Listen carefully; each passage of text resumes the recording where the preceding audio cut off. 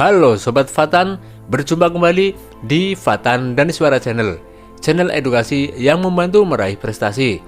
Kali ini kita akan belajar tema 8, subtema 1 pembelajaran keempat. Siapkan buku dan alat tulis kalian. Jangan lupa untuk berdoa terlebih dahulu menurut agama dan kepercayaan masing-masing. Semoga pembelajaran hari ini berjalan lancar dan menjadi ilmu yang bermanfaat. Sobat Fatan, sekarang bacalah bacaan berikut. Sekolah anak jalanan. Dikutip dari republika.co.id. Usia mereka boleh jadi tidak lebih dari 10 tahun. Namun, kulit mereka telah melegam terpanggang. Telapak kaki mereka mengeras dan terkelupas. Bermodalkan sandal jepit yang menipis, mereka melompat dari satu bus ke bus lain, dari satu angkot ke angkot berikut. Dengan menadahkan tangan seraya menyuguhkan wajah iba, mereka berharap mendapat sekeping Rp500 atau syukur-syukur selembar Rp2.000. Mereka inilah yang sejak kecil telah berpredikat sebagai anak jalanan. Di usia dini, mereka telah melakoni profesinya masing-masing. Ada yang mengamen, memulung, hingga menyemir sepatu. Tidak inginkah mereka menikmati masa kecil dan belajar seperti anak-anak yang lain?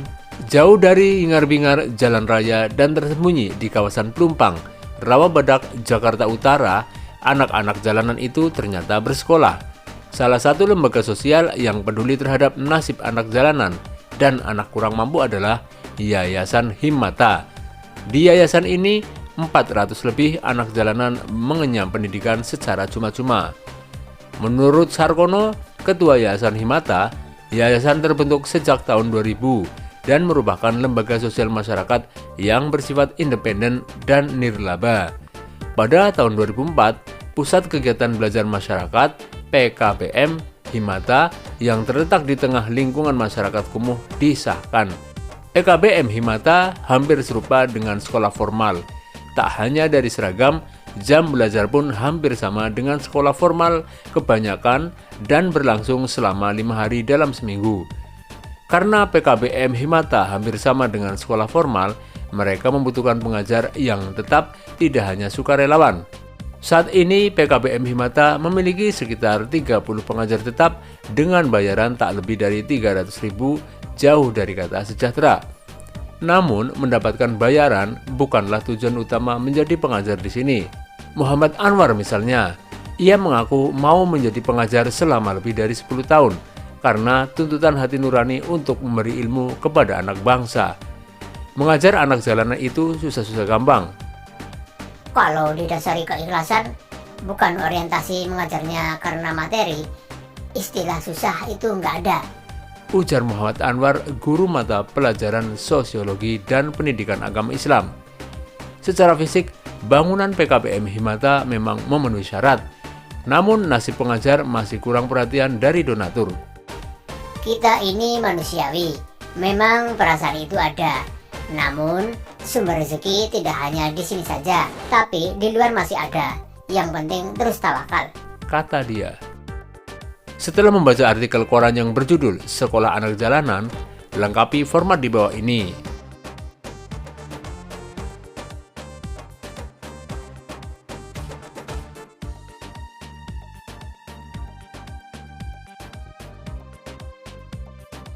Dari cerita tentang Pusat Kegiatan Belajar Masyarakat (PKBM Himata), kita menjadi tahu bahwa ada orang yang rela bekerja keras agar setiap anak Indonesia memperoleh pendidikan. Hampir setiap hari kamu dan teman-temanmu pergi ke sekolah untuk belajar. Bagi beberapa anak Indonesia, kesempatan untuk bersekolah tidak mudah didapat. Supaya kegiatan bersekolah memberi manfaat bagi kehidupanmu kelak, kewajiban-kewajiban apa yang perlu kamu laksanakan? Buatlah kelompok yang terdiri atas 3 atau 4 orang. Diskusikan 5 kewajiban yang harus dilakukan sebagai seorang pelajar.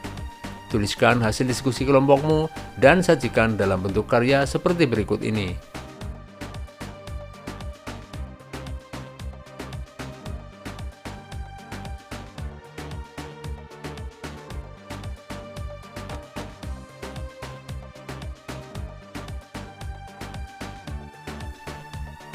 Sobat Fatan, masih ingatkah kamu informasi tentang negara tetangga kita, Singapura? mari kita cari tahu informasi tentang negara tetangga lainnya, yaitu Thailand dan Vietnam. Negara Thailand. Wilayah geografis Thailand dapat dibedakan menjadi 4 wilayah, yaitu dataran rendah, pegunungan, pegunungan kapur, dan tanah genting kera. Bagian utara dan barat wilayah Thailand merupakan pegunungan. Pohon jati banyak tumbuh di pegunungan utara. Bagian tengah wilayah Thailand berupa dataran rendah. Sungai utama di Thailand adalah Sungai Chao Phraya, Sungai Chi, dan Sungai Mun. Negara Thailand beriklim tropis. Dataran rendah berada di bagian tengah. Daerah ini dialiri Sungai Chao Phraya yang mengalir ke Teluk Thailand. Daerah ini merupakan daerah subur. Daerah pegunungan berada di bagian utara dan barat. Gunung tertinggi adalah Gunung Doi Intanon. Pegunungan kapur berada di bagian timur yang disebut Pegunungan Plato. Tanah genting kera yang memanjang semenanjung Thailand berada di bagian selatan.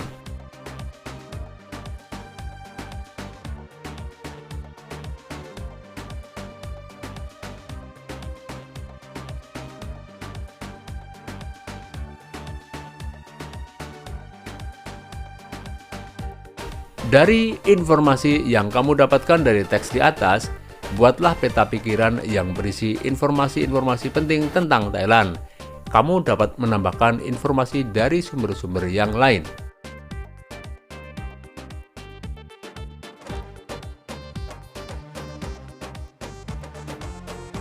Ayo kita baca informasi tentang negara Vietnam. Luas Vietnam kurang lebih 331.210 km persegi. Daerahnya terdiri atas bukit-bukit dan gunung-gunung berhutan lebat, serta sedikit dataran rendah.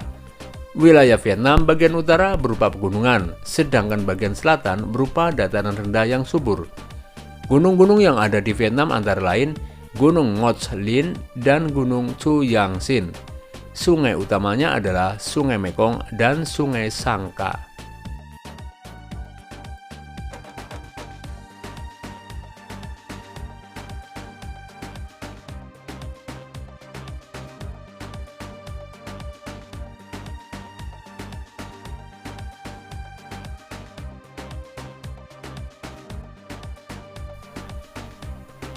Informasi apa yang kamu dapatkan dari teks informasi di atas?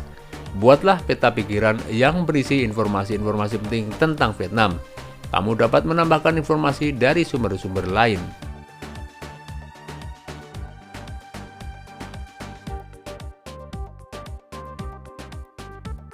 Sekarang, bacalah bacaan berikut. ASEAN. Negara-negara yang terletak di Asia Tenggara bersepakat untuk membentuk sebuah organisasi yang bernama ASEAN.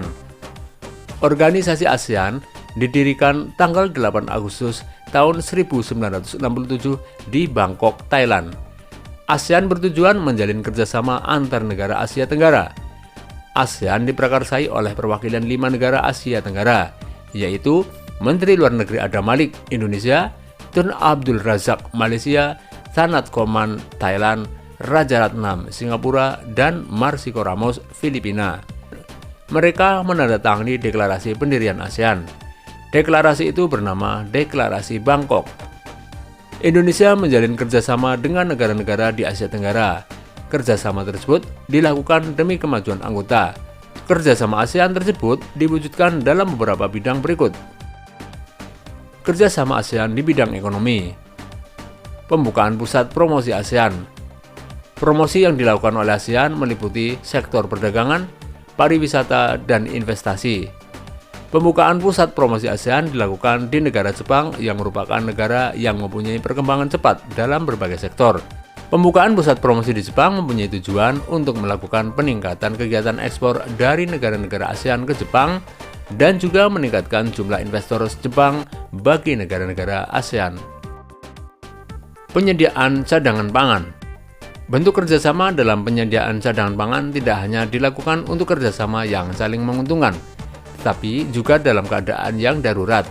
Misalnya, ketika salah satu negara ASEAN mengalami krisis pangan karena bencana, negara lain siap menyuplai cadangan pangan untuk negara tersebut. Penyelenggaraan proyek industri. Beberapa proyek industri ASEAN sebagai berikut.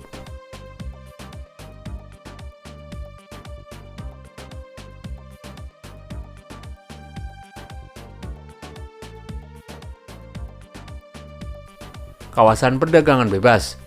Kawasan Perdagangan Bebas ASEAN atau AFTA merupakan bentuk kerjasama negara-negara ASEAN di bidang ekonomi. AFTA bertujuan memajukan sektor produksi lokal yang ada di seluruh negara ASEAN. Koperasi ASEAN. Koperasi ASEAN atau ASEAN Cooperative Organization merupakan salah satu bentuk kerjasama negara-negara ASEAN dalam bidang ekonomi. Dalam tujuannya, Koperasi ASEAN mempunyai keinginan untuk mengokohkan organisasinya sebagai sebuah gerakan koperasi yang menopang perekonomian di Asia Tenggara. Kerjasama ASEAN di bidang politik.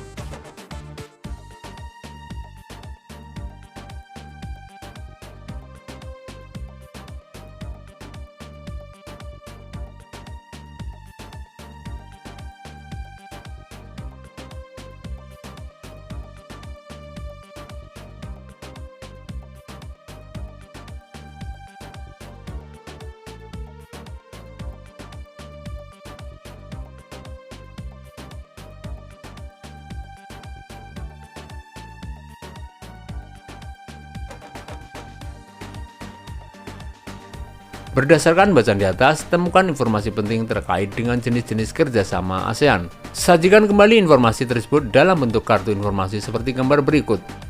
Buatlah satu kartu informasi untuk setiap bidang kerjasama dan presentasikan kartu informasimu di depan kelas.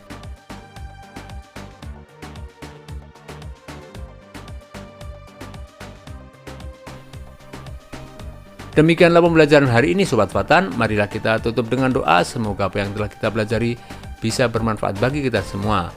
Jangan lupa untuk selalu menjaga kesehatan badan, menjaga kebersihan lingkungan sehingga kita terhindar dari penyakit. Sampai berjumpa kembali pada pertemuan berikutnya. Salam sukses.